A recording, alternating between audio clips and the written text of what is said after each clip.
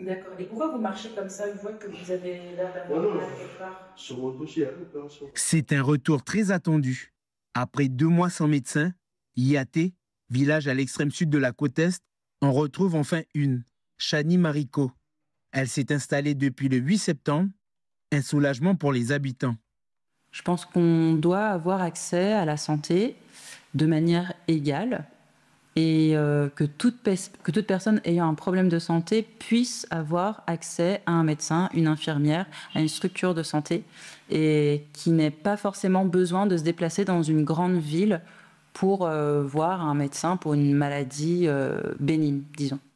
Depuis le mois de juillet, les 1600 habitants de la commune devaient se rendre jusqu'au Mont d'Or, voire à Nouméa, pour une consultation médicale.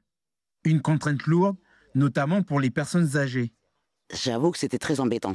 Ouais, ma maman déjà a besoin, très âgée, donc voilà, c'est surtout là en fait qu'on voit que c'était compliqué, que c'est très délicat parce qu'avec les personnes âgées. Et ben voilà, donc ma maman elle était moins suivie, il fallait qu'on fasse des stratégies déjà pour se déplacer ou pour se soigner comme on pouvait à la maison.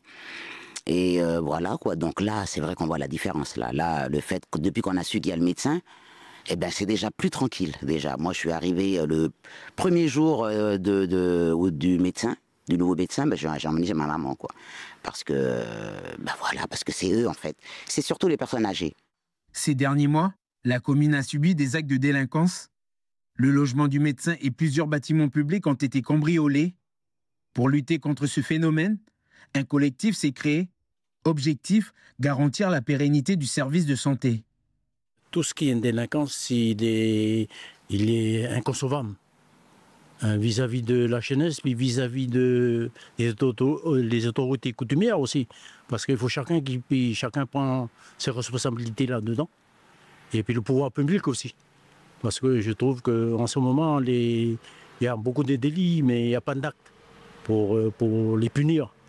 Donc à la justice aussi de faire son boulot, parce que c'est important. Aussi que ces jeunes-là qui créent de vandalisme dans le pays soient sanctionnés aussi. Et fermement. Le docteur Mariko restera à Yaté pour 7 mois, une présence médicale essentielle que la commune, ses habitants et les coutumiers comptent protéger ensemble.